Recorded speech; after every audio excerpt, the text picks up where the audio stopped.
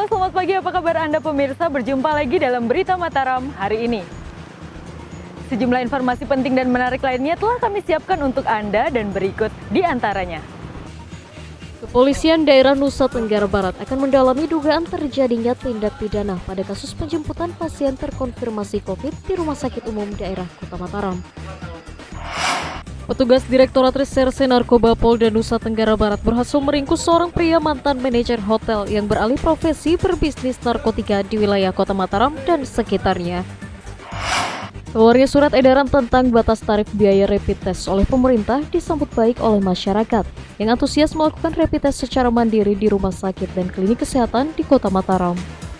Bersama saya Hulda Ramatia, inilah Berita Mataram hari ini. Kepolisian daerah Nusa Tenggara Barat akan mendalami dugaan terjadinya tindak pidana pada kasus penjemputan pasien terkonfirmasi COVID di Rumah Sakit Umum Daerah Kota Mataram. Dalam tahap awal, kepolisian akan meminta keterangan keluarga pasien dan juga warga yang ikut melakukan penjemputan jenazah pasien MI di rumah sakit. Langkah penjemputan jenazah MI, 47 tahun warga desa Mekarsari, Kecamatan Gunung Sari, Lombok Barat di RSUD Kota Mataram oleh keluarga dan masyarakat saat ini menjadi atensi kepolisian Mapolda Nusa Tenggara Barat. Menyikapi penjemputan paksa tersebut, pihak Mapolda menyatakan akan mendalami adanya dugaan tindak pidana yang dimungkinkan terjadi pada saat proses penjemputan. Pada tahap awal, aparat kepolisian akan meminta keterangan keluarga pasien dan juga warga yang turut dalam aksi penjemputan jenazah di rumah sakit. Di sisi lain, Polda NTB menyatakan tetap akan melakukan langkah persuasif dan pendekatan yang humanis untuk mendorong anggota keluarga dan warga melakukan rapid test agar mengetahui kondisi kesehatan mereka. Akhirnya mereka melakukan pemakaman sendiri. Namun kita tetap memberikan edukasi kepada mereka, kita tetap melakukan pelayanan kepada mereka, pada keluarga mereka yang terdekat yang melakukan kegiatan tersebut, itu kan kita bantu untuk rapid test, untuk memastikan apakah mereka itu, keluarga mereka yang dekat tersebut terpapar atau tidak.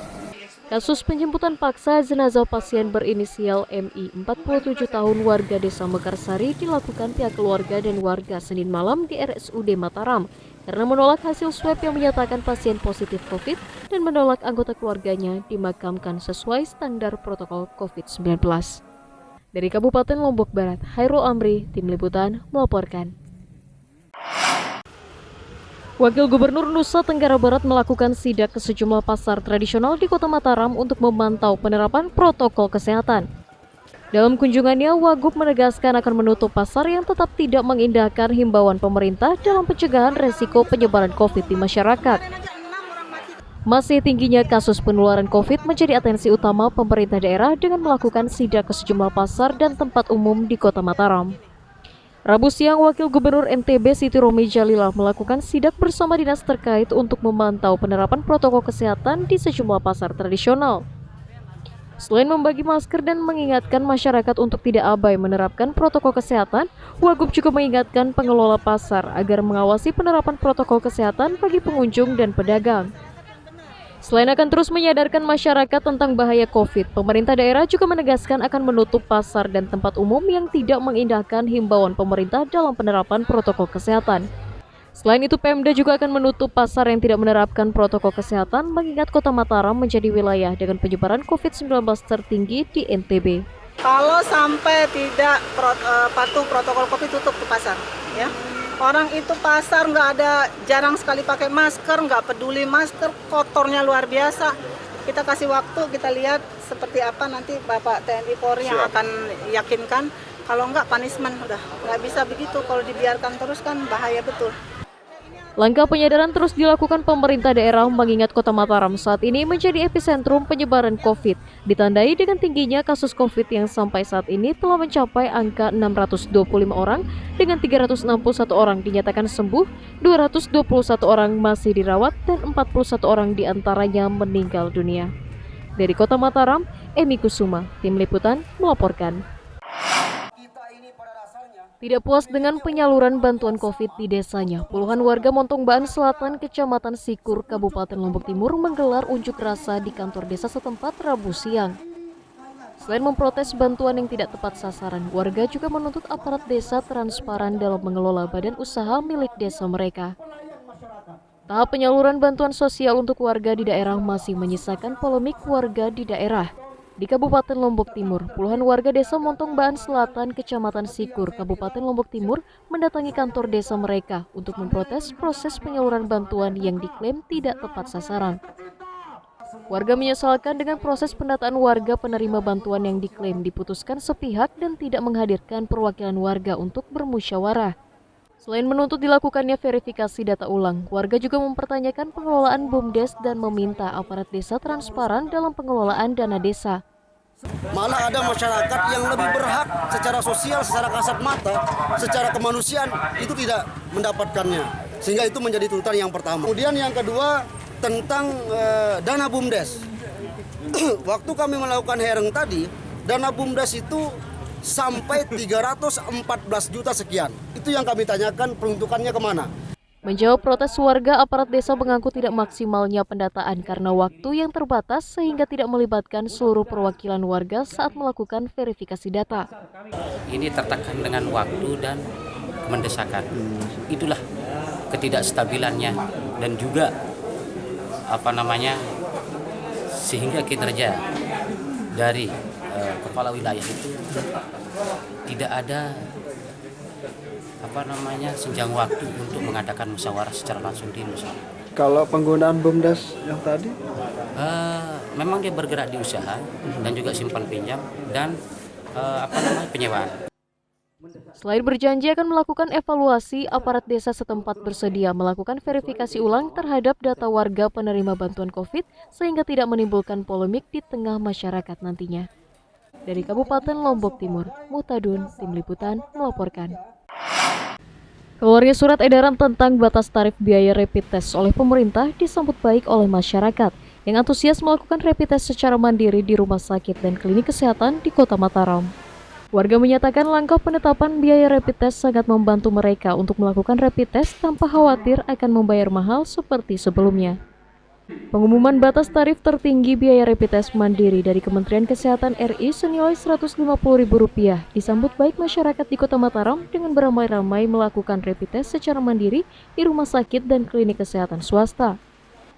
Di klinik kesehatan Hepatika Mataram misalnya, ratusan warga lokal dan juga wisatawan asing ramai melakukan rapid test untuk memastikan kondisi kesehatan mereka sekaligus untuk keperluan perjalanan keluar daerah.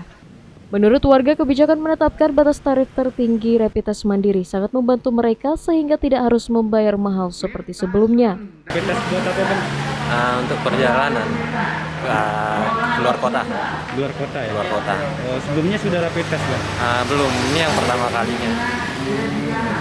Sementara pihak klinik sendiri menyatakan tidak mempersoalkan keluarnya aturan biaya rapid test tersebut, mengingat saat ini sejumlah klinik di NTB sudah membuat AAT rapid test sendiri sehingga mereka tidak harus mengeluarkan modal besar. Yang lakukan semua kayaknya, terutama yang mau bepergian saya lihat, yang mau kembali ke Jawa untuk sekolah, atau mau naik pesawat, atau yang ada syarat itu loh. Di samping yang memang ingin tahu kondisinya mereka bagaimana gitu, tapi yang sebagian besar yang itu memerlukan untuk perjalanan itu. Di klinik Hepatika Mataram sendiri, setiap harinya ratusan warga datang untuk melakukan rapid test dengan biaya per orang ditentukan mulai Rp95 hingga Rp125.000 per orangnya. Dari Kota Mataram, Hairul Amri, Tim Liputan melaporkan. Petugas Direktorat Reserse Narkoba Polda Nusa Tenggara Barat berhasil meringkus seorang pria mantan manajer hotel yang beralih profesi berbisnis narkotika di wilayah Kota Mataram dan sekitarnya. Pelaku ditangkap bersama barang bukti 1 kg ganja, handphone dan uang tunai jutaan rupiah yang diduga hasil berbisnis narkoba. Beginilah video amatir penangkapan pelaku pengedar narkoba berinisial RK, 47 tahun, asal Kecamatan Gunung Sari, Lombok Barat, oleh tim Ditres Narkoba Polda Nusa Tenggara Barat karena diduga berbisnis narkotika. Pelaku yang sebelumnya adalah manajer hotel di kawasan Gili Trawangan diamankan petugas berkat informasi masyarakat yang kerap menyaksikan pelaku bertransaksi narkoba di sejumlah wilayah bersama rekannya. Saat diringkus di rumahnya, petugas berhasil menyita barang bukti narkoba jenis ganja seberat 1 kg, handphone, serta uang tunai 3,4 juta rupiah yang diduga merupakan hasil berjualan narkoba. Kepada petugas, pelaku mengaku nekat berbisnis narkoba untuk memenuhi kebutuhan hidupnya pasca dirumahkan karena pandemi COVID-19 sekitar 2 bulan lalu. Direktorat Res Narkoba Polda ITB berhasil menangkap seorang pengedar ganja, mantan manajer di kawasan wisata elit di Lombok ini. Dia mendapatkan barang tersebut dari klub motor dari Jawa, klub motor yang dari Jawa. Atas aksi nekatnya berbisnis narkoba di masa pandemi, pelaku dijerat pasal 114 dan pasal 111 Undang-Undang Republik Indonesia Nomor 35 Tahun 2009 tentang narkotika dengan ancaman pidana penjara minimal 4 tahun atau maksimal 12 tahun penjara. Dari Kota Mataram, Awaludin, Tim Liputan, melaporkan. Seorang pemuda warga Sekotong diringkus tim Satuan Reserse Narkoba Polres Lombok Barat karena diduga berbisnis narkoba di lingkungan tempat tinggalnya. Selain meringkus tersangka, petugas juga menyita sabu dan uang tunai jutaan rupiah sebagai barang bukti. Pemuda berinisial R alias Lan 25 tahun asal desa Buun Mas, Kecamatan Sekotong ditangkap tim Satres Narkoba Polres Lombok Barat karena diduga berbisnis narkoba dan meresahkan warga. Penangkapan pelaku berdasarkan laporan masyarakat di lingkungan tempat tinggalnya yang kerap menyaksikan pelaku bertransaksi narkoba di rumahnya dan tidak mengindahkan peringatan warga. Berdasarkan informasi tersebut, petugas kemudian melakukan penyelidikan dan berhasil meringkus tersangka di rumahnya saat tengah bertransaksi narkoba bersama 2 orang rekannya yang berhasil lolos dari sergapan petugas. Dari tangan pelaku, petugas berhasil menyita 7 klip plastik yang berisikan 35 paket sabu seberat 16,18 gram, alat hisap, handphone, dan sebuah tas pinggang berisi uang tunai jutaan rupiah yang diduga merupakan hasil berjualan narkoba. Kita telah berhasil melakukan penangkapan terhadap saudara R yang diduga sebagai bandar besar di wilayah Kecamatan Sekotong, dan dari hasil pengungkapan ini kita telah mendapatkan barang bukti sebanyak 35 paket sabu-sabu. Atas perbuatannya, pelaku dijerat pasal 114 ayat 1 dan pasal 112 ayat 1 huruf A Undang-Undang Republik Indonesia Nomor 35 Tahun 2009 tentang narkotika dengan ancaman minimal 5 tahun atau maksimal 20 tahun penjara. Dari Kabupaten Lombok Barat, Awaludin, Tim Liputan, melaporkan. Badan Pengawasan Pemilu Kabupaten Lombok Utara berkomitmen untuk mengawasi keterlibatan aparatur sipil negara yang terlibat politik praktis menjelang pemilihan kepala daerah serentak pada bulan Desember 2020. Hingga saat ini, Bawaslu sendiri telah menindaklanjuti 4 laporan dugaan keterlibatan ASN dan hasilnya telah direkomendasikan kepada komite untuk diberikan sanksi sesuai aturan. Upaya pengawasan terhadap kasus pelanggaran pilkada oleh ASN di daerah terus dilakukan oleh Badan Pengawas Pemilu. Di Kabupaten Lombok Utara, Badan Pengawas Pemilu telah menerima sejumlah laporan dugaan keterlibatan ASN dalam politik praktis menjelang perhelatan pemilu kada serentak Desember mendatang. Berdasarkan data, hingga saat ini Bawaslu sedikitnya telah menerima 4 laporan dugaan keterlibatan ASN dalam kegiatan dukungan calon pilkada dan menduga melanggar netralitas mereka menjadi aparatur sipil negara.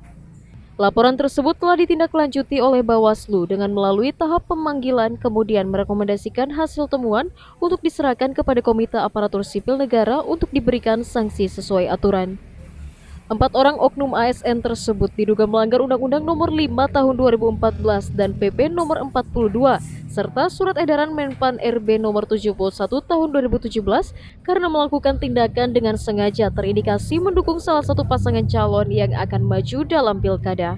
Undang-Undang 5 Tahun 2014 yang disertai dengan PP 42-nya, begitu juga dengan ada Surat Edaran Menpan RB Nomor 71 Tahun 2017 tersebut kan, yang di sana berbicara di dalam satu item pasal tidak boleh like, tidak boleh komen, tidak boleh posting, tidak boleh berfoto dengan balon, tidak boleh berfoto dengan balon, bukan paslon, balon pun tidak boleh.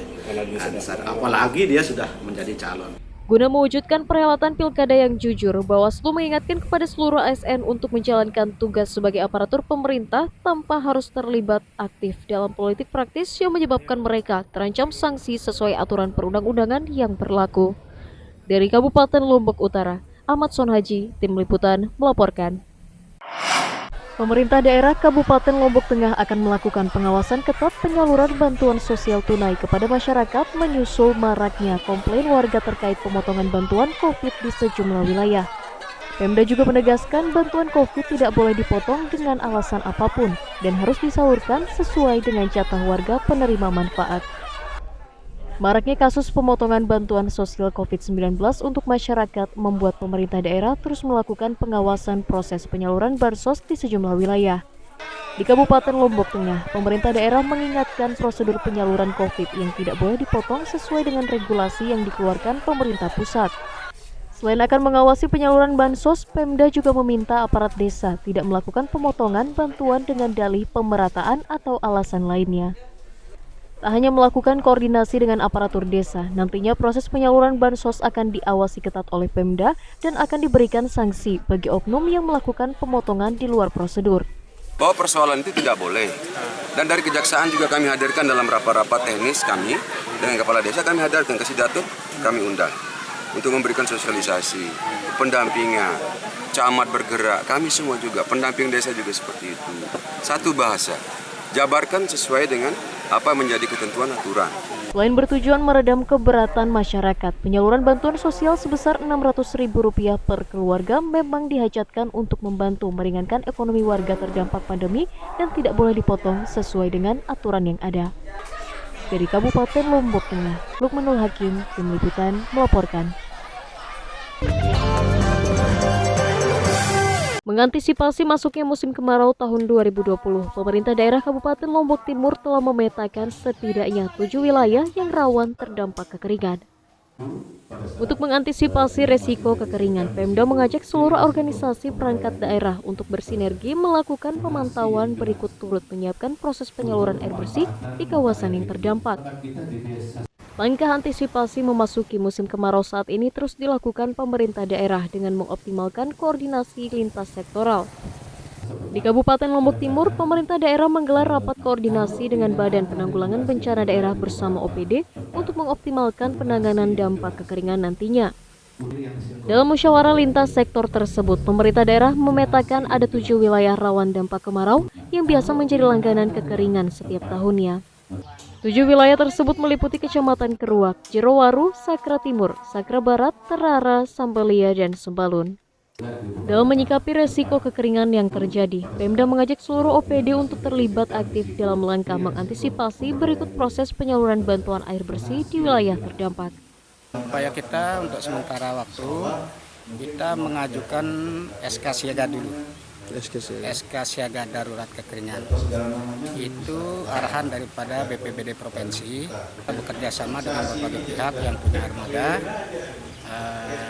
untuk mengantisipasi seperti dinas-dinas yang lain. Langkah pemetaan wilayah rawan kekeringan yang dilakukan Pemda diharapkan bisa menjadi acuan para pihak untuk melakukan langkah antisipasi menyikapi dampak kemarau yang setiap tahunnya terjadi di sejumlah wilayah di Kabupaten Lombok Timur. Dari Kabupaten Lombok Timur, Mutadun, Tim Liputan, melaporkan. Memasuki tatanan kehidupan normal baru, pemerintah daerah Kabupaten Lombok Tengah melaksanakan seleksi tilawatil Quran ke-26 yang sebelumnya sempat tertunda karena pandemi COVID. Untuk memudahkan pengawasan, pelaksanaan lokasi STQ dipindah ke pusat kota Praya dengan penerapan standar protokol COVID-19. Meski masih berada di tengah pandemi, pemerintah daerah Kabupaten Lombok Tengah mulai menggelar seleksi tilawatil Quran tingkat kabupaten ke-26 pada masa transisi menuju tatanan kehidupan normal baru saat ini. Sebelumnya pelaksanaan STQ dijadwalkan pada bulan Maret lalu, namun karena pandemi pelaksanaannya terpaksa ditunda dan baru dilakukan awal bulan Juli 2020. Proses seleksi dilakukan pemerintah daerah sebagai bagian untuk menyeleksi para hafiz dan hafizah terbaik yang akan mewakili Kabupaten Lombok Tengah pada ajang MTQ ke-28 tingkat provinsi pada bulan Oktober mendatang.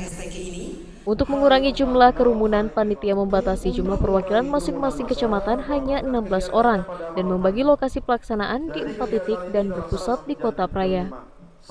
Sementara seluruh tahapan seleksi menerapkan standar protokol COVID dengan diawasi tim gugus tugas kabupaten dengan jadwal seleksi mulai jam 8 hingga jam 4 sore setiap harinya. Nah, pelaksanaan ini kita batasi tidak ada kegiatan malam hari. Jadi pelaksanaannya pagi sampai sore, pagi jam 8 sampai jam 12, isoma jam 2 mulai sampai jam 5. Maka malam tidak ada. Sehingga 4 kecamatan yang kita laksanakan, dalam satu hari itu 4 kecamatan selesai dia. Per hari ya? Per hari. Pelaksanaan STQ diharapkan bisa menjadi ajang para generasi muda untuk berlomba sekaligus mengasah keterampilan mereka membaca Al-Quran tanpa terhalang oleh pandemi saat ini. Dari Kabupaten Lombok Tengah, Lukmanul Hakim, Tim Liputan, melaporkan.